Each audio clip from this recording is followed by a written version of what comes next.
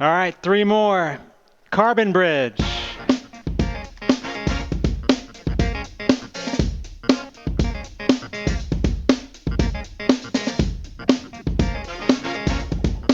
So can you hear me in the back, including the shady section?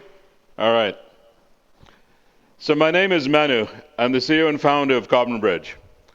And the company was founded based on a personal experience. I visited my homeland a couple of miles away, the backwaters, and I noticed, like if you can see in this picture, that the sea level watermark had been going up. And the flood line is well above the sandbag line. Or in other words, sandbags don't work. This has probably been apparent in the past couple of weeks if you've been watching the news. If you haven't, I don't blame you. It hasn't been much good news. But it also means we are going to sink or swim together. And I would suggest that we don't sink.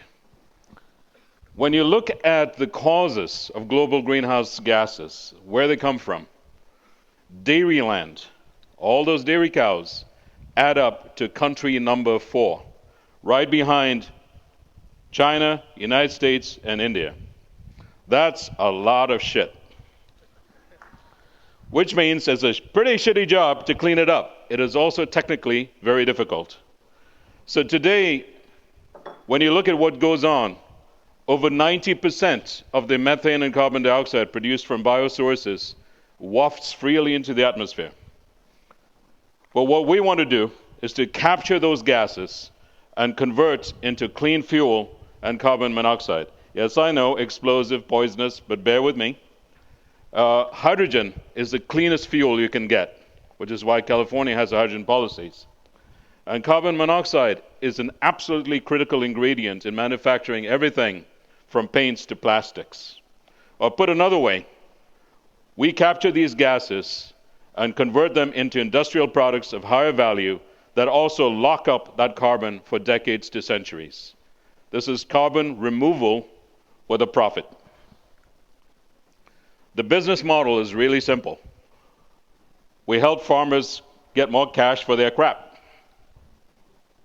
and we generate revenue streams from that. Now, if you look at the technology, for the past few decades, this technologies of gas conversions have been available, but they've been deployed at scale in refineries, oil fields, coal fields, and gas fields. And no one's actually tried to figure out how to shrink these things down so they'll fit economically even on a farm. That's what we're about. When you look at the opportunity size, someone much more famous than me pointed out that the climate crisis is actually a multi-trillion-dollar opportunity disguised as a problem. I would tend to agree with that. Hydrogen, green hydrogen, is an $80 billion market today, growing at over 50% a year, as is the market for carbon oxides. Our goal is to take a tiny slice of that, 1 billion share of market, over the next 5 years based on the deployment of 250 of our machines. To pull that off, we need large corporate partners. I hope some of you in the audience will come over and talk to us about this. We're working today in exploratory discussions with large companies in chemicals, agribusiness, autos, and fuel, plus a few others that are not yet that developed. I do have permission to say that we are in discovery with Cargill in Minneapolis and Ecolab in St. Paul. To pull this kind of a project off, you need a reasonably strong team. Well, myself, Warren, and Bill are the team. Bill's over there.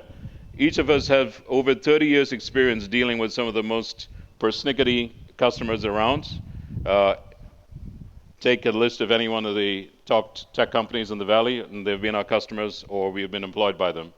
We've also both survived a couple of years working with T.J. Rogers, for any of you who know who that is. There you go. Stress slides. So together with our partners, we're moving forward.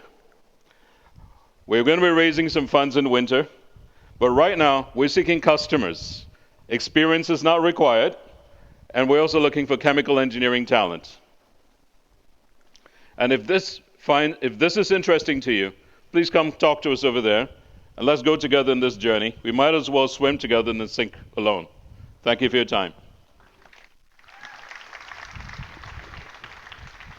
Well done.